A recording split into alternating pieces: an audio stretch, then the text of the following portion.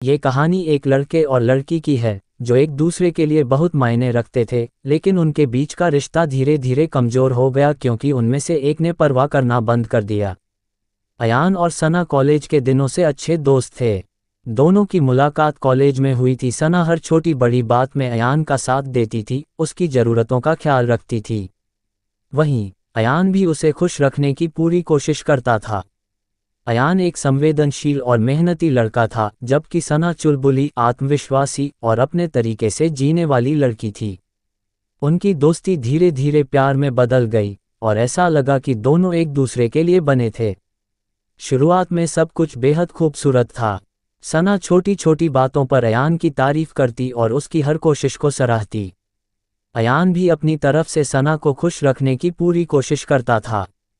वह सना की पसंद नापसंद का ख्याल रखता और उसकी ज़रूरतों को प्राथमिकता देता। धीरे धीरे अयान का प्यार और देखभाल सना के लिए आदत बन गए।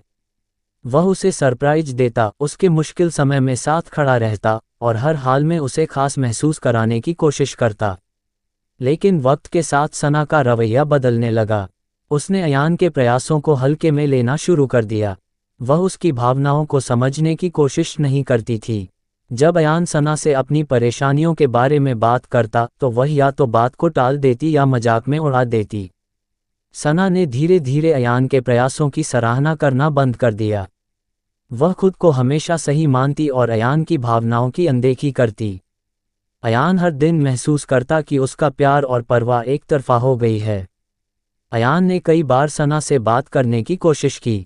उसने उसे समझाने की कोशिश की कि एक रिश्ते में दोनों लोगों का योगदान जरूरी होता है। लेकिन सना हर बार यह कहकर टाल देती कि वह बहुत व्यस्त है या अयान ज़्यादा सोचता है। एक दिन अयान ने सना से कहा, मैं हर बार तुम्हारी खुशियों के बारे में सोचता हूँ, लेकिन क्या तुमने कभी मेरी परेशानियों पर ध्यान दिया है? अगर तुम मेरे लिए सच में अहमियत रखती हो तो तुम्हें भी इस रिश्ते में कोशिश करनी होगी। सना ने यह बात गंभीरता से नहीं ली। उसे लगता था कि अयान कहीं नहीं जाएगा और वह हर हाल में उसे माफ़ कर देगा। कई महीनों तक प्रयास करने के बाद अयान ने महसूस किया कि सना की बेरुखी उसकी मानसिक शांति को ख़त्म कर रही है। वह एक तरफा रिश्ते में खुद को खोता जा रहा था। एक दिन उसने सना से मिलकर कहा, मैंने तुम्हारे लिए हमेशा अपना सब कुछ दिया, लेकिन अब मैं खुद को और तकलीफ नहीं दे सकता।